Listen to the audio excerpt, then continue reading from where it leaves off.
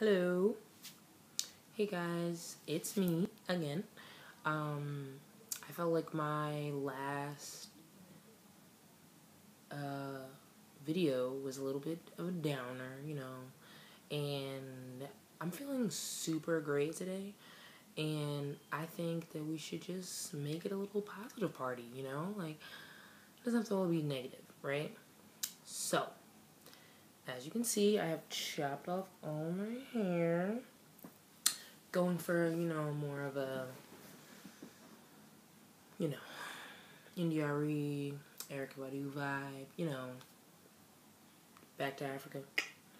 And yeah, so I'm on this, crazy, personal journey, and it sounds very, dramatico, right?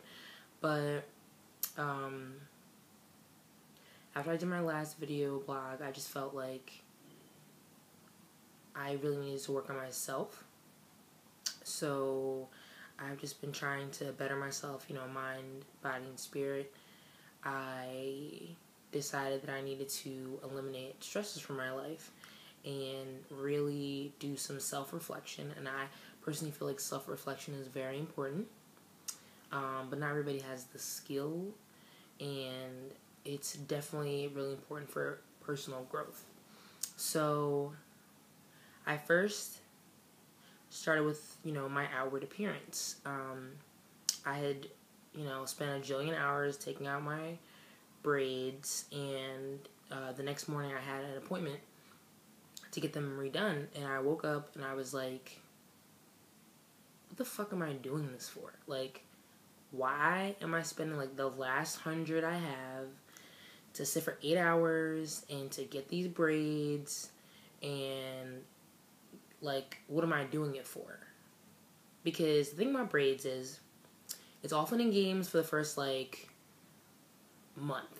And, you're feeling yourself, and you're like, oh, I can do all these really cool styles. Like, I put a bow here and, a scarf, and, oh my god, it's so cute. And everyone's like, oh my god, you're so trendy. And I'm like, I know, right? But after that, that's, the honeymoon phase.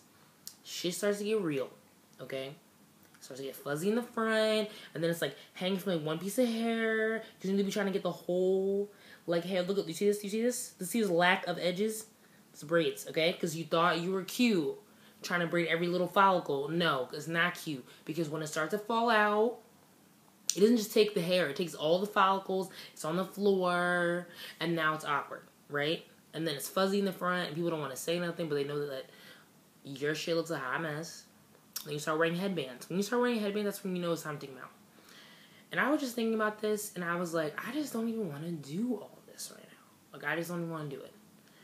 So I called my old hairdresser, and I was like, I just want to go natural. I just want to chop it off. I want to just start again. I'm tired, and I just don't have, the energy for all that. So I got it cut off. And of course I had a mini heart attack for 10 minutes. We chopped it all off. But, the strange thing is I actually have been, braiding and putting weaves and doing this, that, and the third to my hair for 17 years of my life. And I did not know what my hair felt like, which is a strange thought. I couldn't tell you, what my hair texture felt like, or how it curled, or what it looked like when it was after a wash. And I was like, it was kind of interesting. I was like, oh, this is kind of exciting, starting again and growing it out, and seeing how long it gets, and experimenting with scarves and things like that. So it's been pretty exciting. It's been well received by the masses, which is always wonderful. But yeah, and then, I've been toying with the idea of going back to church for a long time, and I have my hesitations about church, mainly because when I first moved here, I tried to go to my aunt's house, or my aunt's church, and it was actually terrible. It was 9 hours. I was like, why are we at church for 9 hours? People have things to do. And congregations, oh, you have a little snack, you chat, whatever. We're having full on wings, hoagies. they passed on the tithing plate like 9 times, and I was like, but I already just gave money. And then the sermon was about like water and Jesus and like logs and like prayer, and I was like, I don't even know what we're talking about anymore. Like, you lost me at the bucket of water, and it was just a lot. And I was just like, this is not church. Like, I don't agree with that. So I decided to go to like an acquaintance's church like near my house, and it was actually like super dope. Like, the music was bomb. You know, it was a lot of, but it was great. Like, I was hype. I was like, oh, okay, great. Like, I'm excited about Jesus. You know, I was pretty pumped. The sermons were very relatable to my life, and like, that's like a huge thing for me. Like, I'm not gonna spend 2 hours of my life and like, you're not gonna say anything related to like my concerns, my issues, like my struggles. And every single time I've gone so far, it's just like right where I'm at.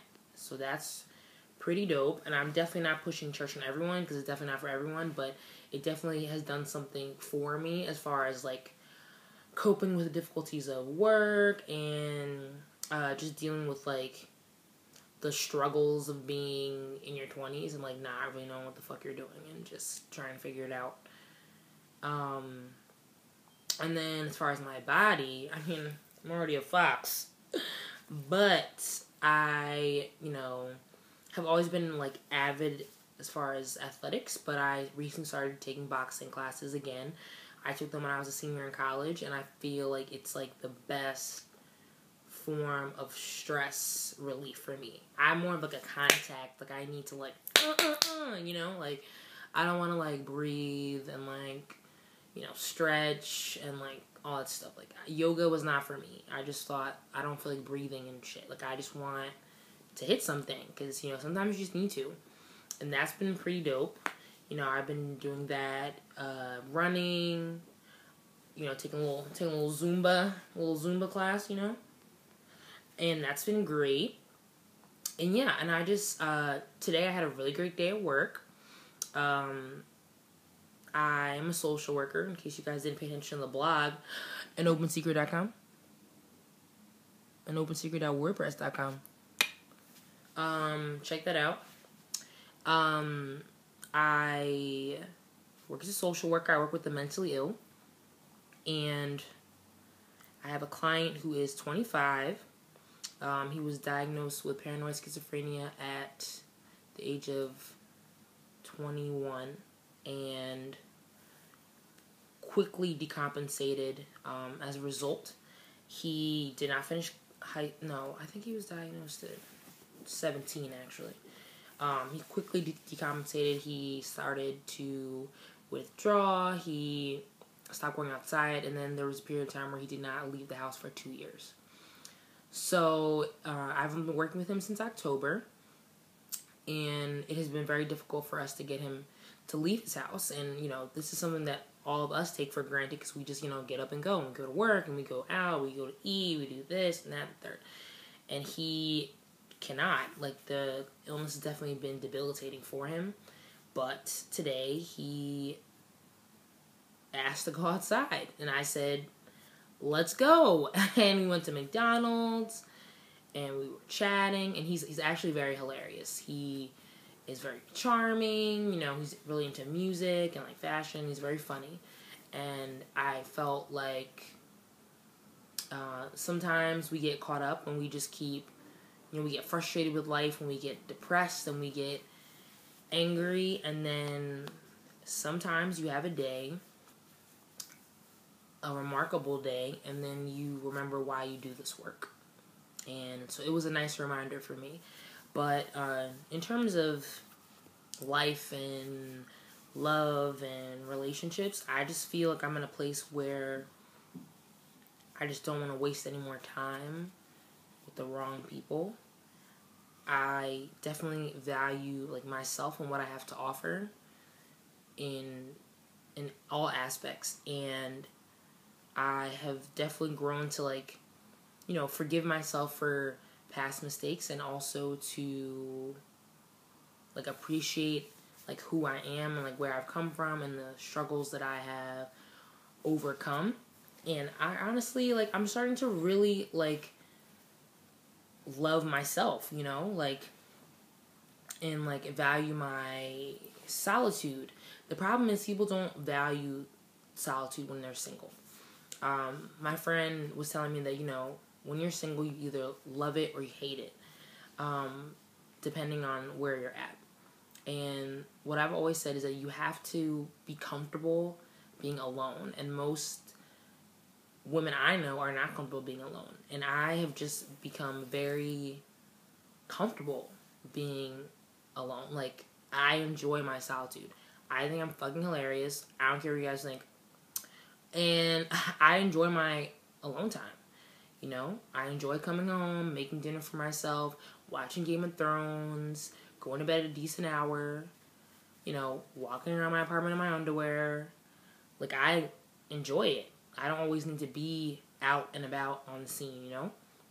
And I think that's very important because I can't really commit to anybody if I can't commit to the betterment of me. So that's what I feel like my loyal followers should remember. You are fucking awesome. Don't forget it, okay? I remind myself at least twice a day that I'm awesome.